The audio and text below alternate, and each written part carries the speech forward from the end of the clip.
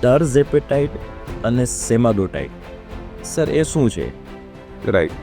અત્યારે હવે ડાયાબિટીસના વિજ્ઞાનની અંદર ખૂબ જ મોટી ક્રાંતિ આવી છે એમ કહીએ તો ચાલે. અને હવે પછી ડાયાબિટીસમાં આપણે જે વાત કરી એમ સેમાગ્લુટાઇડ અને ટર્ઝેપેટાઇડ નામની બે દવાઓ છે. સેમાગ્લુટાઇડ એ GLP-1 રિસેપ્ટર એગોનિસ્ટ કહેવાય અને ટર્ઝેપેટાઇડ છે એ GLP-1 રિસેપ્ટર એગોનિસ્ટ વત્તા GIP એગોનિસ્ટ આ પ્રકારની એક દવા છે જેનું મુખ્ય કારણ છે કે ડાયાબિટીસને તો કંટ્રોલમાં કરવાનું પણ વ્યક્તિનું વજનને ઘટાડે છે. વજન ઘટાડવાની અંદર આ સેમાગ્લુટાઇડ અને ટર્ઝેપેટાઇડ આ દવા ખૂબ જ મોટી ક્રાંતિ સર્જી છે.